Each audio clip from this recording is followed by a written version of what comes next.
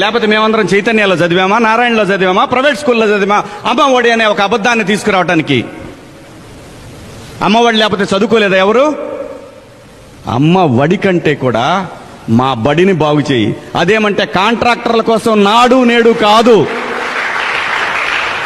ఇంతకుముందు చంద్రబాబు నాయుడు గారి హయాంలో కూడా డిజిటల్ క్లాసులు వచ్చినాయి, డిజిటల్ స్కూల్స్ ఉన్నాయి. ఆ రోజున పాస్ పర్సంటేజ్ ఎంత ఉందో లెక్కలు తీయండి. నేను లెక్కలు మాట్లాడేవాడిని. ఈ సొల్లు కబుర్లు జనాలకి, పిచ్చి అమాయకులైన జనాలకి చెప్పండి. నేనేదో స్కూళ్లను బాగు ఏమీ చేయలా. కాంట్రాక్టర్లకి, నీకు కావలసిన వాళ్ళకి డబ్బు దండుకోవటానికి మాత్రమే మీరు ప్రయత్నించారు. ప్రతి సంవత్సరం ఇంజనీరింగ్ కాలేజీల నుంచి 2 లక్షల మంది పిల్లలు బయటకు వస్తున్నారు. 5 ఏళ్లలో నువ్వు వచ్చిన తర్వాత 10 లక్షల మంది పిల్లలు బయటకు వచ్చారు. దాంట్లో 6-7 లక్షల మంది పాస్ అవుట్ అయి బయటకు వచ్చారు. ఉద్యోగాలు ఎవడిస్తాడే? బటన్ నొక్కి 10,000 ఇస్తే ఏంటి బొక్క? ఎవడికి పనికి వస్తుంది అది? ఇన్ని